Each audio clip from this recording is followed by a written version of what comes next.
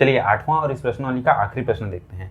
आठवां प्रश्न क्या दिया है, 7 और 49 के बीच n पद हैं। यदि 5वें और n-1वें पदों का अनुपात 5:4 हो तो n का मान ज्ञात कीजिए। n का मान ज्ञात कीजिए यानी कि 7 और 49 के बीच कितने पद हैं वो उसका मान ज्ञात करना है। ठीक है, n का मान ज्ञात करना है। तो देखो प्रश्न को पहले समझते हैं। क्या बोला है, 7 और 49 के बीच n पद हैं। तो समांतर श्रेणी कैसा बनेगा, 7 बनेगा, फिर उसके बाद 1 2 3 4 मतलब A1 A2 A3 A4 ऐसे करते करते n पद हैं और एक पद आखिरी में 49 हैं। तो समांतर श्रेणी में कुल कितने पद हो जाएंगे, तो पहला पद तो 7 हो जाएगा और 49 हो जाएगा और बीच में n पद हैं, तो कितने हो जाएंगे, n+1 और n+2। 7 एक है और 49 दूसरा पद है, यानी कि 7 और 49 दो पद हो जाएंगे और n पद, तो टोटल पदों की संख्या n+2 हो जाएंगी। अब बोल रहा है कि उसी समांतर श्रेणी में जो पांचवा पद है यानी कि पांचवा पद का मान कुछ होगा और n-1वां पद का कुछ मान होगा, उनका जो अनुपात है वो 5:4 के बराबर है। तो सबसे पहले हम क्या करते हैं, देखो 7 और 49 दिया है तो इस प्रकार n+2वां पद 49 हो जाएगा। n+2वां पद का मान दिया है 49, तो यहाँ से हम d का मान ज्ञात करेंगे। उसके बाद ये जो अनुपात दिया है इसको हम हल करेंगे। उसके बाद उसमें आखिरी में जो d का मान ज्ञात किया हमने उसको आखिरी में पुट करेंगे, उस मान को पुट करेंगे वहाँ पे, तो उससे हमें क्या मिल जाएगा, n का मान मिल जाएगा। ठीक है, ये वगैरह समझ लिया हमने। प्रश्न कैसे हल करना है अब हल करते हैं। देखो दिया है प्रश्न में 7 और 49 के बीच n पद हैं, अतः समांतर श्रेणी में n+2 पद हो जाएंगे। अतः प्रथम पद क्या दिया है, यहाँ पे प्रथम पद तो दिया है 7 तथा n+2वां पद यानी कि ऐसे बनेगा, पहला पद हो जाएगा 7, फिर उसके बाद A1 A2 A3 ऐसे करते करते an, ये n पद होंगे और एक 49 हो जाएगा। तो ये कौन सा पद है, n+1 और 2 यानी कि n+2वां पद का मान क्या है, 49 दिया है। तो सीधा सीधा हम यहाँ पे लिखेंगे n+2वां पद बराबर कितना दिया है, 49। ठीक है, ये इतना हो गया। अब देखो चूंकि n+2वां पद हम जानते हैं कि nवां पद का मान क्या होता है, a+n-1 इंटू d। तो उसी प्रकार n+2 के जगह n+2वां पद बोल रहा है तो n की जगह हम रख देंगे n+2, ये किसकी जगह रखना है, n, फिर उसके बाद -1 इंटू d हो जाएगा और ये हो जाएगा a। ठीक है, इस तरीके से हम रखेंगे। तो रखते हैं यहाँ पे अतः करके हम लिखेंगे अतः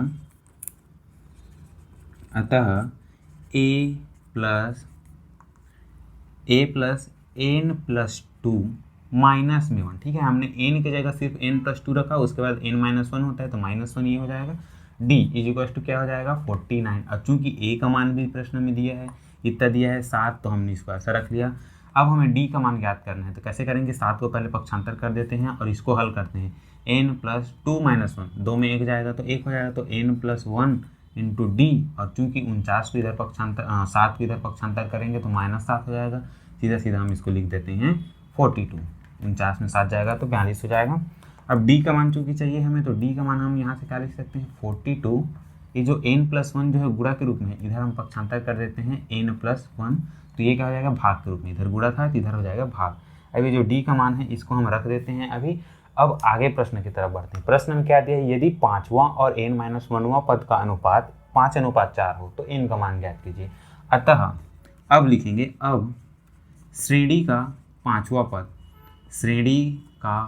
पद क्या हो जाएगा, तो श्रेणी का पांचवा पद हम जानते हैं पद बराबर a+5-1d, या फिर इसको हम क्या लिख सकते हैं, और a का मान दिया है 7 प्लस 5 में 1 जाएगा तो 4d, ये हो जाएगा कौन सा, पांचवां पद हो जाएगा। उसी प्रकार और क्या दिया है, दिया नहीं है, बोला गया है कि n-1वां पद।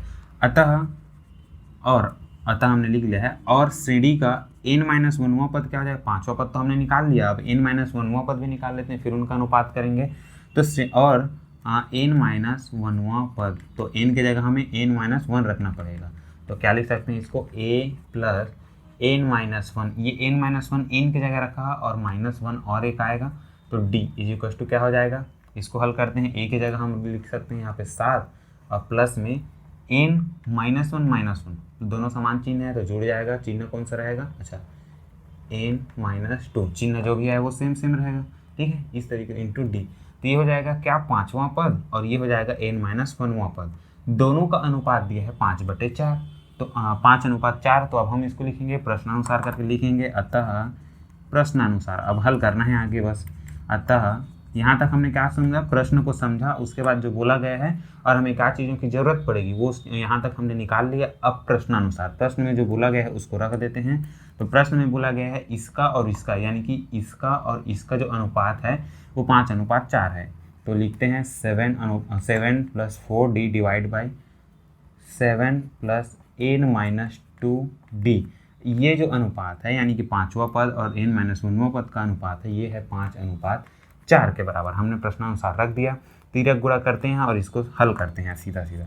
4 का गुणा इनके साथ और 5 का गुणा इनके साथ। तो 4 का गुणा हो जाएगा 7 + 4d के साथ और 5 का गुणा हो जाएगा 7 + n - 2d के साथ। हल करेंगे तो क्या हो जाएगा, 4 और 7 का गुणा होगा तो 7 चौक 28, 4 चौक 16d हो जाएगा। 5 और 7 का गुणा होगा तो 5 7 35 और प्लस 5 का गुणा n-2, तो इसको ऐसे लिख देते हैं 5 × n-2 के साथ गुणा होगा और इंटू डी। इसको एक बार और हल कर सकते हैं क्या, हाँ इसको और हल कर सकते हैं। जहाँ जहाँ डी है डी को एक साइड रख लेते हैं और n को अलग साइड रख लेते हैं।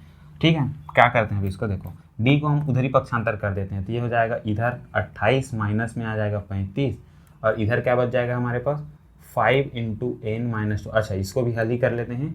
तो ये क्या हो जाएगा 5 का गुणा n के साथ तो 5n हो जाएगा। फिर उसके बाद प्लस माइनस का गुणा होगा तो माइनस, 5 और 2 का गुणा होगा तो 10। फिर उसके बाद ये हो जाएगा d। ठीक है, हमने 5 के अंदर में गुणा कर लिया। उसके बाद ये 16d है, उसको भी इधर हम पक्षांतर कर देते हैं। तो 16d इधर प्लस में था तो इधर आ जाएगा तो माइनस हो जाएगा। फिर से आगे हल करते हैं। हमने यहाँ तक हल कर लिया। अब 28 में 35 जाएगा तो कितना बच जाएगा, सीधा सीधा यहाँ पे -7 बच जाएगा।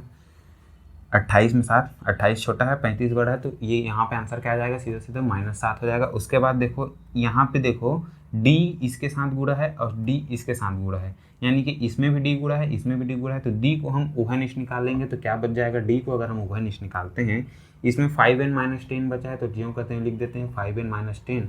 इसमें क्या बच गया, माइनस में 16 माइनस में 16 है तो ये हो जाएगा। थोड़ा सा और आगे हल कर लेते हैं। तो -7 = d। अब 5n - 10 - 16 माइनस माइनस है तो दोनों क्या हो जाएंगे, चिन्ह समान है तो जुड़ जाएंगे। 10 और 16 क्या हो जाएगा, 26 हो जाएगा। अब यहाँ पे हमको क्या करना है, यहाँ से हमने d का जो मान ज्ञात किया। तो देखो समीकरण एक है हमारे पास, समीकरण सिर्फ एक है, लेकिन अननोन राशि क्या है, यहाँ पे n भी अज्ञात राशि है, d भी अज्ञात राशि है। समीकरण एक है और 2 अज्ञात राशियां हैं तो इसको हम हल नहीं कर सकते। क्योंकि 2 अज्ञात राशियां रहेंगी, 2 अज्ञात चर राशि रहेंगी तो हमें 2 समीकरणों की जरूरत पड़ेगी। यहाँ पे सिर्फ एक है तो हम क्या कर सकते हैं, यहाँ पे अगर हम d का मान n के टर्म में रखते हैं तो यहाँ पे पूरा जो समीकरण है वो n के रूप में हो जाएगा और अज्ञात राशि भी एक ही हो जाएगी। तब के केस में हमें n का मान मिल जाएगा। तो हल करते हैं माइनस, अब यहाँ पे चूंकि लिख लेते हैं, अब लिखते हैं d का मान रखने पर, d का मान हमने क्या निकाला था, 42/n+1 रखने पर उसको हम यहाँ पे रखते हैं -7 = 42n+1। ये हमने d की जगह रख दिया। उसके बाद इसका गुणा किसके साथ होगा, 5n - 26। इस तरीके से हो गया। अब देखो ये n+1 भाग के रूप में इसका इधर गुणा कर देते हैं, तिर्यक गुणा हो जाएगा। n+1 का बटे में इसका कुछ नहीं है, मतलब एक है, एक का गुणा इधर हो जाएगा, n+1 का गुणा इधर हो जाएगा। ठीक है, चूंकि इसके साथ पूरा गुणा है, उभयनिष्ठ निकल चुका है, इसलिए हम n+1 का गुणा सीधा इसके साथ और इसका इसके साथ हो जाएगा। तो क्या हो जाएगा, -7n+1 हो जाएगा और इधर क्या बच जाएगा, 1 का गुणा होगा तो कोई फर्क नहीं होगा, 42 5n - 26। थोड़ा सा बड़ा गुणा करना पड़ेगा यहाँ पे, 42 का गुणा इनके साथ और 42 का गुणा 26 के साथ। उसके बाद इसका गुणा करेंगे तो हो जाएगा -7n, माइनस प्लस का गुणा होगा तो माइनस, 7 एकम 7। 42 और 5 का अगर हम गुणा करें तो क्या हो जाएगा, 5 दूनी 10, फिर 5 चौक 20 और 21, ये हो जाएगा 210n। फिर माइनस में 42 और 26 का गुणा करेंगे, गुणा करके देख लेते हैं। तो ये 42 गुणा हो जाएगा 26, तो 26 दूनी हो जाता है ये 52 हो जाएगा। और फिर उसके बाद 26 चौक हो जाएगा तो 52 का डबल हो जाएगा 104। इसको हल करेंगे तो 2 5 4 9 0, तो इसका आंसर मिला 1092। 42 और 26 का हमने गुणा किया तो हमें क्या मिला, 1092। तो इसको लिखेंगे 1092। अब देखो यहाँ पे एक समीकरण है और n का मान बस हमें ज्ञात करना है। एक अज्ञात राशि है और एक समीकरण है, तो n का मान हम इजीली निकाल सकते हैं। इसके लिए हम क्या करेंगे, n जहाँ है उसको एक साइड रख लेते हैं और जो संख्या है उसको एक साइड रख लेते हैं। 210 इधर प्लस में है तो -7 को पक्षांतर करके उधर लिख लेते हैं और 1092 को इधर लिख लेते हैं। तो -7 इधर है और -1092 है तो इधर आएगा तो प्लस में हो जाएगा। फिर उसके बाद 210n है और ये -7n जाएगा इधर तो +7n हो जाएगा। हल करेंगे आगे तो ये क्या हो जाएगा 1092 है, इसमें 7 क्या हो जाएगा घट जाएगा, तो हमें हमारे पास क्या मिल जाएगा 1085 मिल जाएगा। और उसके बाद 210 n है और 7 n है, 210 और 7 217 n हो जाएगा। तो n का मान चूंकि हमें ज्ञात करना है तो क्या हो जाएगा n इधर 217 n के साथ गुणा के रूप में इधर आएगा तो भाग हो जाएगा, तो 1085 है बटे में हो जाएगा 217।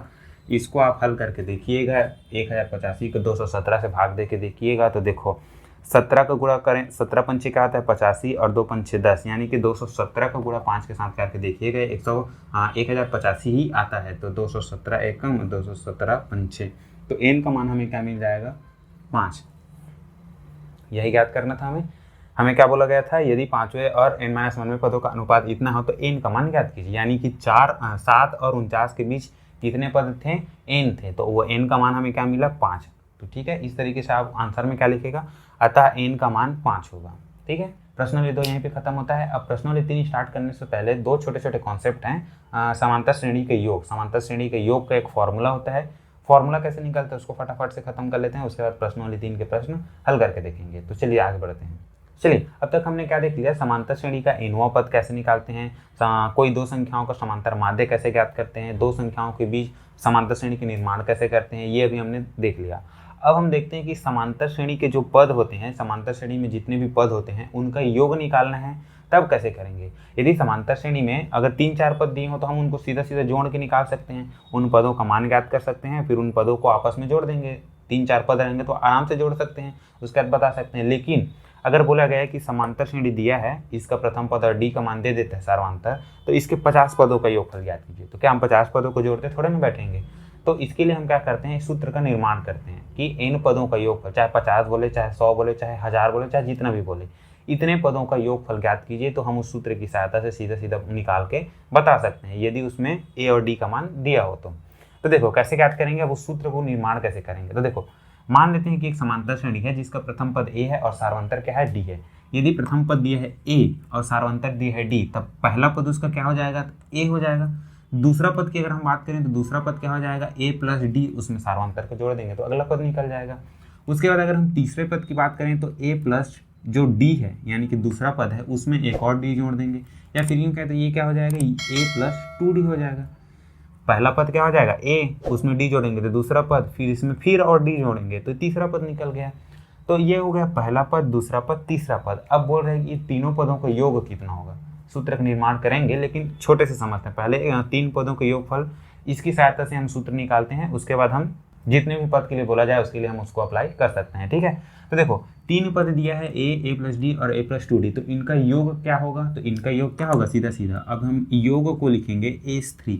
s का मतलब क्या है कि सम यानी कि होता है जोड़ना, sum। ठीक है, तो सम का मतलब होता है जोड़ना, तो यानी कि S3 यानी कि 3 पदों का योगफल। S3 का मतलब है कि समांतर श्रेणी के 3 पदों का योगफल। तो क्या हो जाएगा a, फिर उसके बाद a प्लस d है इसको जोड़ देंगे, और प्लस में a प्लस 2d है इसको भी जोड़ देंगे। इन तीनों पदों को हमने जोड़ के लिख दिया है, ये हो गया तीनों पदों का योग हो जाएगा। अब देखो जैसे कि 1 2 3, अगर इसको जोड़ना है तो 1 प्लस 2 प्लस 3 ऐसा कर सकते हैं, या फिर ऐसा भी कर सकते हैं 3 प्लस 2 प्लस 1, मतलब तो वही है ना, 1 2 3 को जोड़ें, चाहे 3 2 1 को जोड़ें। तो इसको एक काम करते हैं, एक और चीज़ लिख सकते हैं, इसको हम क्या लिख सकते हैं, उल्टा भी लिखते हैं, यानी कि S3 बराबर हम क्या करते हैं, इसको पहले लिख लेते हैं a प्लस 2d, ये हो जाएगा एक पद, प्लस a प्लस d हो जाएगा, ये तो दूसरा पद है, फिर प्लस में a, इसको हमने क्या कर लिया a। हमने क्या किया, सिंपली इसको बस उल्टा लिख लिया, यानी कि a प्लस d प्लस में फिर a प्लस 2d। तो इसको हमने क्या किया कि a प्लस 2d को पहले किया, फिर उसके बाद ad, फिर a, वैल्यू तो उतना समान ही आएगा। हम दोनों का मान क्या है S3 है, यानी कि 3 पदों का योगफल दोनों बराबर ही होगा। हम क्या करते हैं कि इस समीकरण को और इस समीकरण को समीकरण 1 और समीकरण 2 का नाम दे देते हैं।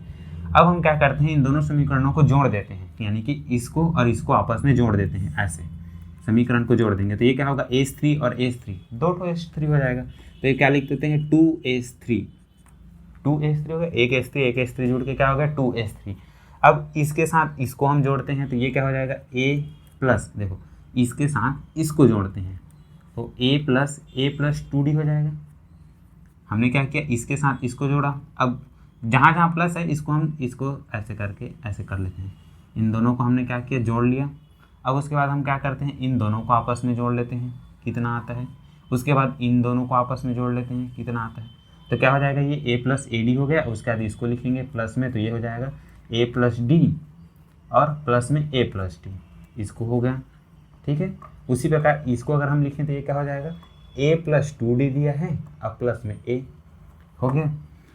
सबको जोड़ के लिखते हैं तो क्या होगा, देखो यहाँ पे ए और ए मिल के क्या हो जाएगा, 2a हो जाएगा। अब प्लस में 2d तो है ही, हो गया। अब प्लस में a प्लस डी यानी कि a 2a है, ये हो जाएगा 2a, dd 2 बार है तो 2d, प्लस में फिर a और a यहाँ भी है तो यहाँ पे हम क्या लिख देंगे 2a अब प्लस 2d। हमने क्या किया, समीकरण एक 3 पदों का योगफल कर दिया, एक समांतर श्रेणी के 3 पदों को जोड़ दिया, उसको हमने उल्टा करके भी लिख लिया तो ये इस प्रकार से बन गया। अब उल्टा करके लिखा तो समीकरण एक नाम दे दिया इसको और इसको समीकरण दो, दोनों को जोड़ दिया तो हमें क्या मिला, ये मिला 2s3 का मान हमें इतना मिला। अब देखो थोड़ा सा ध्यान देना, ये भी 2a प्लस 2d है, ये भी 2a प्लस 2d है, ये भी 2a प्लस 2d है। हम क्या करते हैं, देखो तो 2a प्लस 2d जो है यहाँ पे 3 बार है तो सीधा सीधा हम क्या ले सकते हैं 2s3, जैसे कि हमने एक s3 और एक s3 को जोड़ा तो 2s3 हो गया, वैसे ही यहाँ पे 2a प्लस 2d को 3 बार जोड़ रहे हैं तो ये क्या हो जाएगा, 3 हो जाएगा, 2a प्लस 2d। अब देखो ये क्या हो गया, 2s3 जो 3 इंटू 2a प्लस 2d। अगर हम इस d जैसे कि हमने एक nवां पद क्या होता है, a plus n minus 1d होता है, तो n माइनस 1d होता है, d के साथ जो गुणा होता है क्या होता है, n माइनस 1d के रूप में रहता है। इसी प्रकार अगर हम इसको लिखना चाहें तो इसको हम और क्या लिख सकते हैं, 2 को हम क्या लिख सकते हैं, 3 में 1 घटाएंगे तो 2 मिलेगा, तो 2 को हम 3 माइनस 1 लिख सकते हैं। तो एक काम करते हैं, हम यहाँ पे क्या लिख देंगे 2s3 is equals to 2a plus में क्या हो जाएगा, इसको हम लिख देते हैं 3 माइनस 1d लिख लेते हैं। ठीक है, हमने क्या किया, 2 को 3 माइनस 1 3 ऋण 1 के रूप में लिख लिया। अब देखो यहाँ पे जो 2 गुणा के रूप में इसको भी हम पक्षांतर कर देते हैं, क्यों, क्योंकि हमें सिर्फ s3 का मान चाहिए। s3 का मान क्या है, s3 का मतलब क्या है कि ये जो 3 पदों का जो योगफल था वो था, तो s3 का हमें फॉर्मूला के रूप में चाहिए। s3 का मान हमने यहाँ पे तीनों को जोड़ के भी निकाल सकते थे, लेकिन हमें फॉर्मूला चाहिए तो हमने क्या किया, इनको ये जो भी समीकरण 1 2 करके जोड़ के निकाला, उसके बाद हमें मिल गया। तो चूंकि हमें सिर्फ 2s3 का मान नहीं चाहिए, हमें सिर्फ s3 का मान चाहिए, तो s3 बराबर क्या करेंगे, 2 है गुणा है, इसको हम इधर पक्षांतर कर देंगे तो इधर क्या मिला 2a प्लस 3 माइनस 1d हो गया।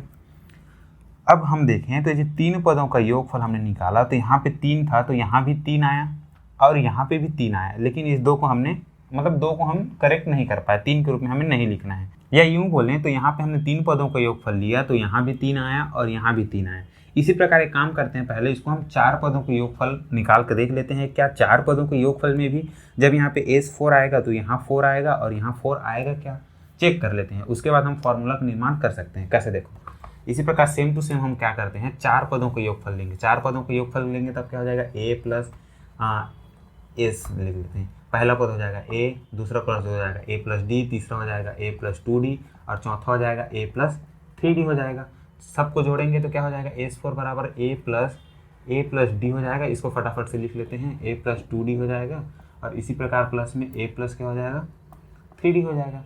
और इसी को हम उल्टा कर लिखना चाहें, जैसे कि हमने यहाँ पे लिखा था फिर इसको उल्टा करके लिखा था, सेम यहाँ भी करेंगे तो ये हो जाएगा a प्लस 3d हो जाएगा और प्लस में a प्लस 2d हो जाएगा। इसको ब्रैकेट में लिख लेते हैं, फिर प्लस में हो जाएगा a प्लस b और प्लस में फिर a। इसको हम समीकरण 1 और इसको समीकरण 2 नाम दे देंगे और समीकरण 1 2 को जोड़ देंगे तो यहाँ पे क्या हो जाएगा, s4 जुड़ के 2s4 हो जाएगा। उसके बाद देखो यहाँ पे भी सेम वही होगा, a प्लस 3d और a जुड़ जाएगा, यानी कि ये a जो है इसके साथ जुड़ जाएगा तो ये क्या हो जाएगा 2a। अच्छा, इसको भी लिख लेते हैं, काम करते हैं ऐसा, तो इसको और इसको जोड़ेंगे आपस में तो a प्लस 3d है, 3d हो जाएगा और प्लस में इसको इसके साथ जोड़ेंगे तो ये क्या हो जाएगा a प्लस डी और प्लस में a प्लस 2d हो गया। फिर उसी प्रकार इसको और इसको जोड़ेंगे तो ये क्या हो जाएगा, a प्लस ऊपर में क्या है 2d है और प्लस a प्लस 2d है, नीचे में a प्लस d है, a प्लस d हो जाएगा। प्लस इसी प्रकार a प्लस 3d है, a प्लस 3d है, इसके साथ क्या जुड़ जाएगा, a जुड़ जाएगा प्लस a। सबको अगर हम देखें तो यहाँ पे क्या मिलता है, 2s4 बराबर क्या मिलेगा, a यानी कि 2a प्लस 3d मिल रहा है। उसी प्रकार यहाँ पे भी अगर हम देखें तो a प्लस डी यानी कि a और a कितने बार है, 2a है, यानी कि 2 बार है तो 2a और प्लस में d प्लस 2d भी है यहाँ पे, तो ये क्या हो जाएगा 3d हो जाएगा। अब प्लस यहाँ भी देखें तो a और a 2 बार है तो ये हो जाएगा 2a, अब प्लस में 2d और 1d जुड़ेगा तो 3d, एक और है आखिरी में a प्लस a, फिर ये भी 2a हो जाएगा और प्लस में 3d। इस प्रकार से अगर हम देखें तो 2a plus 3d, 2a plus 3d, 2a plus 3d, 2a plus 3d 4 बार जोड़ रहे हैं तो सीधा सीधा हम क्या लिख सकते हैं इसको 2s4 इज इक्वल टू 4, उसके बाद 2a प्लस 3d। अब देखो यहाँ पे जैसे हमने किया था, यहाँ पे 2d था तो उसको हमने यहाँ पे चूंकि 3 पदों का योगफल था इसलिए हमने यहाँ पे 3 माइनस 1 लिखा। उसी प्रकार इस 3 को भी हम लिख सकते हैं क्या, हाँ लिख सकते हैं 4 माइनस 1, 4 में 1 घटाएंगे तो 2s4 is equal to 4 2a plus 4 minus 1 लिख सकते हैं इसको इंटू टी। अब देखो ये जो 2 है इधर गुणा के रूप में, इसको भी हम इधर पक्षांतर कर देते हैं। तो देखो जब 3 पदों का योगफल हमने निकाला, तो हमने क्या देखा, यहाँ पे आया था 3/2, फिर 2a प्लस 3 माइनस 1d। उसी प्रकार जब 4 पदों का योगफल निकाला तब यहाँ पे भी 4 आया था, फिर 2a यहाँ पे भी 2a है, यहाँ पे भी 2a है। लेकिन यहाँ पे 3 पदों को योगफल निकाला तब 3 माइनस 1 था, यहाँ पे 4 पदों को योगफल निकाला तो 4 माइनस 1 है। बस यही अंतर है। तो हम क्या देखते हैं, 3 पदों का योगफल निकाला तब भी ये जो 2a है वो 2a के रूप में ही है, यहाँ भी 2a के रूप में है, तो उसमें कोई चेंजेस नहीं हो रहा है। तो हम क्या लिख सकते हैं, इसको 2a ज्यों का त्यों लिख लिए। उसके बाद देखो s4 था, यहाँ पे क्या था s4 था, यहाँ पे s3 था। हमें इन पदों का, अब 1 2 3 पदों का नहीं चाहिए, हमें इन पदों का योगफल, मतलब n की जगह हम कोई भी संख्या रख के उतने पदों का योगफल ज्ञात कर सकें, इसलिए हमें सूत्र के रूप में क्या चाहिए, nवां पद के लिए चाहिए। तो हमने s3 या s4 की जगह क्या लिख दिया, sn लिख दिया। अब देखो जब यहाँ पे 3 था, 3 पदों को योगफल, तो यहाँ पे 3 था, 4 था तो ये 4 हो गया। इसी प्रकार आप 5-6 पदों के लिए भी निकाल के देखिएगा, तब क्या अंतर आएगा, 3 है तो जब 3 पदों के लिए निकालेंगे 3, 4 के लिए 4, 5 के लिए निकालेंगे तब 5 आएगा, 6 के लिए निकालेंगे तब 6 आएगा। ठीक है, तो इसी प्रकार हम इसको क्या कर सकते हैं, यदि यहाँ पे s3 था तो यहाँ पे 3 था, तो जब sn यानी कि n पदों का योगफल चाहिए तो क्या हो जाएगा, n पद हो जाएगा, तो सीधा सीधा n डिवाइड बाई 2। यहाँ पे भी देखो 3/2 था, यहाँ 4/2 था। 5 पदों का योगफल चाहिए तो 5/2 हो जाएगा, तो n पदों का योगफल चाहिए तो क्या हो जाएगा, n/2 हो जाएगा। हमने लिख दिया n/2। फिर उसके बाद देखो यहाँ पे भी 2a था, यहाँ पे भी 2a, 5 पदों के लिए निकाल के देखिए वहाँ पे भी 2a ही रहेगा। 6 पदों के लिए निकालेंगे तो भी वहाँ पे 2a ही रहेगा। क्यों, क्योंकि यहाँ पे देखिए सीधे सीधा हम योग करते जाते हैं तो यहाँ पे क्या मिलता है, a और a जुड़ के 2a बस होता है ना। 2a ही क्यों आता है, क्यों, क्योंकि हर पदों में अगर हम देखें तो a शुरू में पहला पद क्या मिलता है, a ही मिलता है, a ही मिलता है, a मिलता है। अब इसको उल्टा भी करेंगे तो भी a और a मिल के 2a ही होता है ना। तो यहाँ पे सिर्फ 2a ही आएगा, चाहे 4 पदों का योगफल हो, चाहे 10 पदों का हो, चाहे 50 पदों का हो, तो यहाँ पे 2a आएगा। फिर उसके बाद हमने यहाँ पे क्या देखा, एक अंतर, यहाँ पे 3 पदों का योगफल था तब ये 3 माइनस 1 था। उसी प्रकार 4 पदों का योगफल था 4 माइनस 1, तो n पदों का योगफल में क्या हो जाएगा, n माइनस 1 हो जाएगा, n माइनस 1 d। ये हो गया हमारा सूत्र। ये हो गया जब बोलेगा कि समांतर श्रेणी में इतने पदों का योगफल ज्ञात कीजिए, तो सीधा सीधा बोला जाएगा जैसे 500 पदों का योगफल ज्ञात कीजिए, तो सीधा सीधा n की जगह हम 500 रखेंगे, यहाँ 500 रखेंगे, यहाँ 500 रखेंगे। और चूंकि समांतर श्रेणी दिया रहेगा तो समांतर श्रेणी में पहला पद तो दिया ही रहेगा, तो a का मान रख देंगे वहाँ पे। उसके बाद यहाँ पे d का मान मिल जाएगा, 2 पद तो दिया रहेगा समांतर श्रेणी में कम से कम, तो 2 क्रमिक पदों का बीच में जो अंतर है उसको निकाल लेंगे तो d मिल जाएगा, a और d मिल जाएगा और n का मान दिया रहेगा, तो हम समांतर श्रेणी के n पदों का योगफल निकाल सकते हैं। ठीक है, चलिए इसी फॉर्मूले से एक और छोटा सा फॉर्मूला बनता है, उसके बारे में भी देख लेते हैं। देखो समांतर श्रेणी के n पदों का योगफल अभी हमने देखा, उसका फॉर्मूला क्या निकला था, समांतर श्रेणी के n पदों का योगफल बराबर n/2 plus 2a plus n-1d। अब हम एक काम करते हैं, sn बराबर n/2, यहाँ पे जो 2a है उसको हम लिख लेते हैं a प्लस a, अब प्लस में जो भी है उसको सेम टू सेम लिख लेते हैं n-1d। अगर हम एक बात यहाँ पे ध्यान दें तो a प्लस n-1d ये क्या है, nवां पद है। nवां पद का मान, सूत्र हमने देखा है ना, nवां पद का मान बराबर क्या होता है, a प्लस n-1d। अब हम क्या मानते हैं, एक समांतर श्रेणी लिख लेते हैं, 2 4 6 इस प्रकार आगे बढ़ते हुए ये nवां पद यहाँ पे आएगा। मान लेते हैं कि जो nवां पद है यही इस समांतर श्रेणी का आखिरी पद है, उसके बाद आगे कोई भी पद नहीं है। तब हम क्या कह सकते हैं, जो nवां पद है वो अंतिम पद है, nवां पद अंतिम पद है, यानी कि ये जो a प्लस n-1d का जो मान आएगा वो आखिरी पद है। यानी कि इतने को हम क्या लिख सकते हैं, अंतिम पद लिख सकते हैं। यहाँ पे लिख लेते हैं अंतिम पद इस तरीके से। और आगे जो भी है उसको हम सेम टू सेम क्या लिख लेते हैं, n/2 अब ये जो a है देखो इतना क्या हो गया, अंतिम पद का मान हो गया, और a क्या है, a जो है वो होता है प्रथम पद, a प्रथम पद होता है ना। तो यहाँ पे हमें एक और सूत्र मिल जाता है, यदि किसी समांतर श्रेणी का पहला पद और आखिरी पद दिया है तब हमें बोला जाए कि उस आखिरी पद जो है उसका मान दे दिया है कि जो आखिरी पद है वो n का मान इतना है, तब के केस में हम n पदों का योगफल इस सूत्र से निकाल सकते हैं, है ना। ये हमें कैसे मिला, इसको थोड़ा सा रिवाइज करते हैं। मान लेते हैं कि समांतर श्रेणी में सिर्फ n पद हैं, यानी कि जो nवां पद है वो आखिरी पद है, तब के केस में a + n-1d का मान मिलेगा, वो nवां पद होगा, और जो कि आखिरी पद है तो हमने सीधा सीधा इसका मान को अंतिम पद लिख लिया। तो a को ऑलरेडी हम क्या जानते हैं, वो प्रथम पद होता है, और a प्लस अंतिम पद a + 1-d अंतिम पद है। तो हमें एक और सूत्र क्या मिल गया, n पदों, किसी समांतर श्रेणी के n पदों का योगफल n/2 गुणा प्रथम पद प्लस अंतिम पद, ठीक है। या इसको ऐसे भी लिखते हैं Sn = n/2 a यानी कि प्रथम पद प्लस l यानी कि लास्ट, ठीक है। इस तरीके से किसी समांतर श्रेणी के n पदों का योगफल के लिए हमें हमारे पास दो फार्मूले आ गए, एक तो ये हो गया और दूसरा ये हो गया। इसको कब यूज़ कर सकते हैं, जब समांतर श्रेणी दिया है, अंतिम पद का मान नहीं दिया है लेकिन समांतर श्रेणी दे दिया गया है, यानी कि a और d का मान दे दिया है, इन पदों को योगफल ज्ञात करने बोले तो कर सकते हैं। यदि किसी समांतर श्रेणी में प्रथम पद और अंतिम पद दे दिया है और इन पदों का योगफल निकालने बोले तब हम इस सूत्र का उपयोग कर सकते हैं। तो चलिए प्रश्नोली के प्रश्न हल करके देखते हैं। तो चलिए प्रश्नोली के प्रश्न हल करते हैं। अध्याय 4 का तीसरा प्रश्नोली है। तीसरा प्रश्नोली का पहला ही प्रश्न दिया है, निम्नलिखित समांतर श्रेणियों का योग ज्ञात कीजिए। समांतर श्रेणी के इन पदों के योगफल का फॉर्मूला हमने देखा, उसी फॉर्मूला से बनना है। इसके अंदर में 6 प्रश्न दिए गए हैं, अलग अलग प्रश्न, सिर्फ 2 प्रश्नों को देखते हैं, उसके बाद बाकी सभी प्रश्नों को खुद से हल करने की कोशिश कीजिएगा। तो उसके बाद भी अगर कोई डाउट होता है तो कमेंट करके पूछ सकते हैं, ठीक है। तो चलिए पहला प्रश्न क्या दिया है, देखो समांतर श्रेणी दिया है 9, 12, 15, 16 पदों तक का योगफल हमें ज्ञात करना है। तो देखिए 9, 12, 15 दिए, यानी कि प्रथम पद क्या हो जाएगा, प्रथम पद तो हो गया 9, a बराबर हो गया 9। सार्वंतर बराबर क्या होता है भाई, कि सार्वंतर यानी कि कोई भी क्रमिक पदों के बीच का अंतर, तो दूसरे पद में पहले पद को हटा देते हैं आप, तीसरे में दूसरे को घटाए तो भी वही आएगा। तो दूसरे में पहले को घटा देते हैं, यानी कि दूसरा क्या है 12, पहला पद है 9, तो 12 में 9 घटाएंगे तो क्या मिल जाएगा 3, यानी कि सार्वंतर हमें क्या मिल गया, d का मान 3 मिल गया। अब बोला है कि समांतर श्रेणी के 16 पदों का योगफल हमें ज्ञात, 16 पदों तक का योगफल ज्ञात करना है। तो 16 पदों तक Sn की जगह हमने लिख लिया S16 क्यों लिखा, 16 पदों का योगफल ज्ञात करने इसलिए।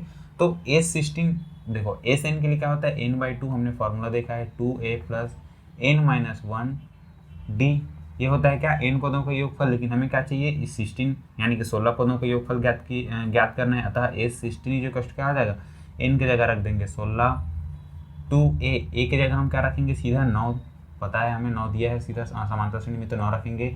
n की जगह यहाँ पे लिख देंगे 16 - 1, d की जगह हमने निकाला है 3। तो अब हमको क्या करना है, इसको कैलकुलेशन बस करना है। 16 को 2 से भाग देंगे तो ये हो जाएगा 8, 9 दूनी ये हो जाएगा 18, प्लस 16 में 1 जाएगा तो क्या हो जाएगा 15, 15 तो ये क्या हो जाएगा 45। इस तरीके से आपको इसको हल करना है आगे, तो आगे हल करना है तो क्या हो जाएगा 8 गुणा 18 और 15 को जोड़ेंगे तो ये क्या हो जाएगा 8, 5, 13, 3, 1, 4, 1, 5 और 1, 6। इस तरीके से ये हो गया 65। 65 को मल्टीप्लाई करना है 8 के साथ, गुणा करके देख लीजिएगा इसका क्या आंसर मिलता है। चलिए गुणा कर ही लेते हैं, आंसर हो जाएगा 8 × 5 = 40, 0 4, 8 × 6 = 48 और 4 हो जाएगा 52, यानी कि इसका आंसर क्या हो जाएगा 520, ठीक है। इस तरीके से इस समांतर श्रेणी का 16 पदों का जो योग आएगा वो किसके बराबर होगा, 520 के बराबर होगा। इसी प्रकार देखते हैं दूसरा प्रश्न, अच्छा दूसरा नहीं, 5वां प्रश्न दिया है। पहले प्रश्न के अंदर में 6 प्रश्न दिए हैं, जिसमें से पहला को देख लिया, अब 5वां प्रश्न देखते हैं। एक दिया है प्रश्न में n² + 1/n, ये पहला पद है, फिर n, फिर तीसरा पद दिया है n² - 1/n। इस तरीके से हमको इस श्रेणी के 20 पदों का योग ज्ञात करना है। तो देखो यहाँ a बराबर क्या दिया है, तो a बराबर हमें मिल गया n² + 1 / n। d का मान क्या मिल जाएगा, तो d का मान मिलता है, दूसरे में पहले को हटा देंगे तो दूसरे में, अच्छा यहाँ कर लेते हैं। तो d बराबर क्या दिया है, d बराबर दिया है तो n - n² + 1 / n। दूसरे पद में प्रथम पद को हटा दिया हमने, तो ये इसका आंसर अब हमें क्या चाहिए, तो इसको हल करना पड़ेगा हमें। तो ये क्या हो जाएगा, लघुत्तम निकालेंगे n और 1 का, तो n हो जाएगा, n का गुणा इसके साथ, 1 का गुणा इसके साथ करेंगे तो n और n² का गुणा होगा n² माइनस में 1 का गुणा इन दोनों के साथ होगा तो n² + 1 ही होगा, जो करती हूँ इस तरीके से। और आगे हल करें तो ये क्या हो जाएगा n² माइनस में n² फिर माइनस में 1 हो जाएगा, ब्रैकेट खुलेगा तो माइनस माइनस को गुणा होगा, माइनस प्लस को गुणा होगा तो माइनस, माइनस और प्लस को फिर गुणा होगा तो फिर माइनस, बट n हो जाएगा n। इस तरीके से हमें d का मान क्या मिला, -1/n, n² कट जाएगा, -1/n d का मान मिला। अतः 20 पदों का योगफल, अच्छा 20 पदों का योगफल चाहिए, यानी कि हमें क्या लिखेंगे, सीधा S20, सीधा सीधा हम लिखेंगे n/2 ना लिख के सीधा सीधा लिखते हैं 20/2, फिर 2a, a की जगह हमने क्या लिखेंगे सीधा n square plus 1 divide by divide by दिया है n, ये हो गया a प्लस n-1 यानी कि सीधा 20 माइनस 1 d का मान हमें क्या मिला -1/n, ये हो गया। इसको हल करेंगे तो हमें 20 पदों का योग मिल जाएगा। ये 20 को 2 से भाग देंगे तो ये हो जाएगा 10, 2 का गुणा इनके साथ होगा तो ये क्या हो जाएगा, सीधा सीधा लिखते हैं 2n स्क्वायर माइनस में 2 डिवाइड बाई n प्लस 20 में 1 यानी कि 20 में 1 जाएगा तो 19 का गुणा -1 के साथ तो ये -19 और डिवाइड बाई, इसको फिर से हल करेंगे आगे, तो आगे फिर से हल करेंगे तो क्या हो जाएगा, इसको ज्यों का त्यों लिख देते हैं, बटे में n का n रह जाएगा, 2n स्क्वायर माइनस में 2 फिर माइनस प्लस माइनस को गुणा होगा तो माइनस हो जाएगा -19 डिवाइड बाई n, ये हो जाएगा इसका आंसर। इसको आगे चाहें तो इसको आगे और भी हल कर सकते हैं, बाकी ये इसका क्या हो जाएगा आंसर हो जाएगा।